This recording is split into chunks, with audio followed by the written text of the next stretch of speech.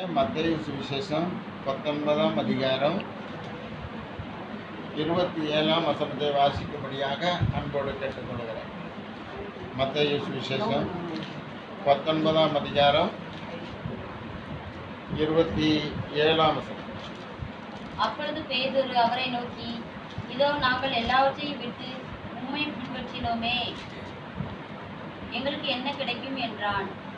அதற்கு இயேசு, மறுஜென்ம காலத்திலே மனுஷகுமாரன் தம்முடைய மகிமையுள்ள சிங்காசனத்தின் மேல் வீற்றிருக்கும் போது என்னை பின்பற்றின நீங்களும் இஸ்ரவேலின் 12 கோத்திரங்களையும் நியாயந்தீர்க்கிறவர்களாக 12 சிங்காசனத்தின் மேல் வீற்றிருப்பீர்கள் என்று மெய்யாகவே உங்களுக்கு சொல்லுகிறேன்.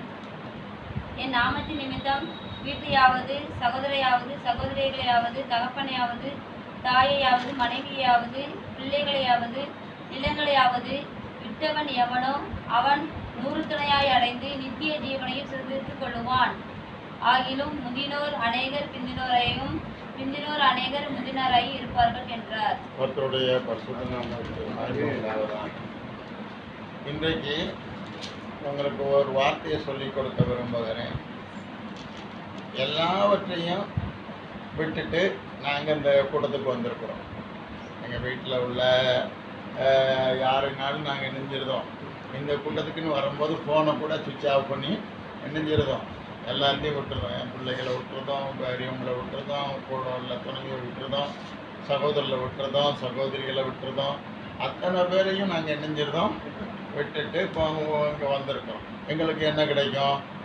ஒரு நேரம் சாப்பாடு கிடைக்கும், அவ்வளோதானே. அப்படி தானே நினைக்கிறீங்க? ஒரு நேரம் சாப்பாடு கிடைக்கணும் அப்படின்னு. உங்களுக்கு 100 தனியாக இதனுடைய பலன் கிடைக்கும். இதுக்கு என்ன கிடைக்கும்? என்னது? ஒரு பலன் அல்ல, 2 பலன் அல்ல, 100 தனை என்று சொல்லுவது 100-fold. எத்தனை வகையாக? இப்போ ஒரு மூடை அரிசி உங்களுக்கு கொடுக்குறோன்னு வைங்களேன். அது ஒரு மூடை அரிசி இன்னொரு மூடை அரிசியை நாங்கள் என்ன செய்கிறோம்? 2 மூடை அரிசியாக கொடுக்குறோம். இதே நேரத்தில் உங்களுக்கு இதெல்லாம் விட்டுட்டு எல்லாத்தையும் விட்டுட்டு நாங்கள் உங்களை பின்பற்ற வந்திருக்கிறோம் அப்படின்னு சொல்லிட்டு இயேசுவை பின்பற்ற வந்திருக்கிறவங்களுக்கு அவர் சொல்லிக் கொடுக்குறது என்ன? நீ உனக்கு ஒரு மூடை அரிசியை நீ வீட்டில் விட்டு வந்திருக்கேன்னு வச்சுக்கோங்க. இங்கே நான் என்ன செய்கிறேன்? 100 மூடை அரிசியை தரேன். ஏசு என்ன சொல்லுகிறாரு? ஒரு மூடை அரிசியை தானே நீ வீட்டில் விட்டுருக்க. நான் உனக்கு என்ன தருகிறேன்? எவ்வளவு?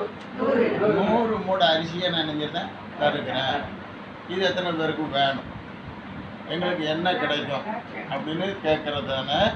உங்களை போன்ற ஒரு மனிதன் இயேசுவை பின்பற்றும் போது அவன் மீன் விட்டுட்டான், மீன் வலையை விட்டுட்டான், அவன் தொழிலை விட்டுட்டான், இயேசுவை பின்பற்றி வந்துட்டான்.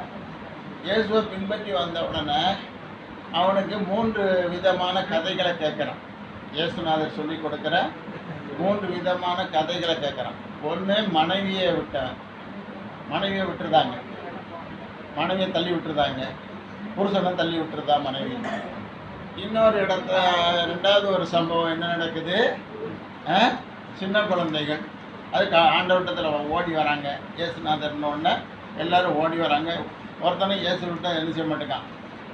இயேசு விட்ட பெரிய ஆட்கள் தான் நிற்கணும்னு நினைக்காங்களே தவிர சின்ன ஆட்கள் சின்ன பையங்க நிற்கக்கூடாதுன்னு நினைக்காங்க. எடா போங்கடான்னு தள்ளி விட்டுருந்தாங்க.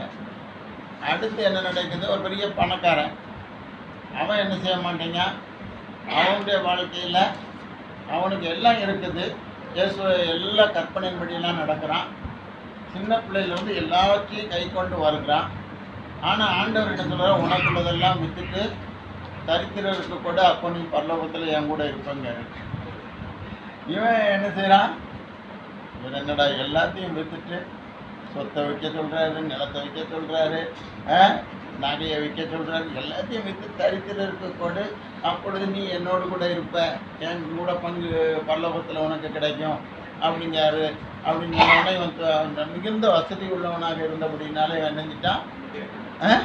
ரொம்ப வருத்தத்தோட இதெல்லாம் விட முடியாது அப்படின்னு சொல்லிட்டு அவன் விட்டுட்டு நினைச்சிட்டான், போயிட்டான்.